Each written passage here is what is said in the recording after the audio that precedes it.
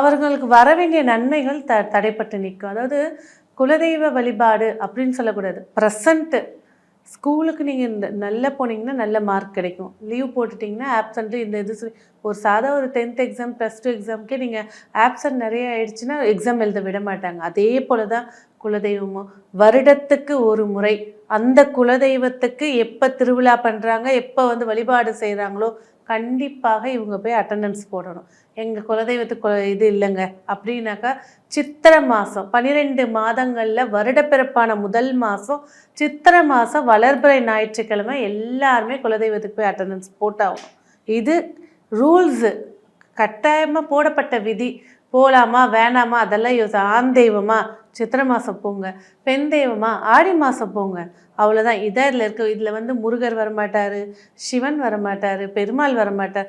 இதெல்லாம் எங்கள் குலதெய்வம் சொல்கிறாங்கன்னா நடுவில் ஏதோ ஒரு மாற்றி வணங்க ஆரம்பிச்சிருக்காங்கன்னு அர்த்தம். குலதெய்வம்ன்றது இதுலேயும் பார்த்திங்கன்னா இப்போ முனீஸ்வரர் சொல்லுவாங்க, சங்கிலி கற்பன் சொல்லுவாங்க, மதுரவீரன் சொல்லுவாங்க. இவங்கெல்லாம் குலதெய்வமாக இருந்தாலும் எல்லாருக்குமே ஒரு பெண் தெய்வம் தான் முதல் ஆதி குலதெய்வம். அவங்கள காத்தவங்க அப்படி. திரௌபதி அம்மன் கோயில் போங்க, மரக்காணத்தில் இருக்காங்க. திரௌபதி அம்மன் கோயிலுக்கு காக்கிறவர் யார்? கருப்பணசாமி. அந்த மாதிரி ஒவ்வொரு பெண் தெய்வத்துக்கும் பச்சையம்மனுக்கு போனீங்கன்னா 7 முனி வாசலில் இருப்பாங்க. அந்த மாதிரி காவல் காக்கிற தெய்வம் தான் ஆண் தெய்வமாக வருமே தவிர மற்ற எல்லாருக்குமே குலதெய்வம்ன்றது ஒரு பெண் தெய்வம். அது இது அப்படி இப்படின்னு எப்படி பார்த்தாலும் இதுதான் ஹிட்டான ஆஃபர்.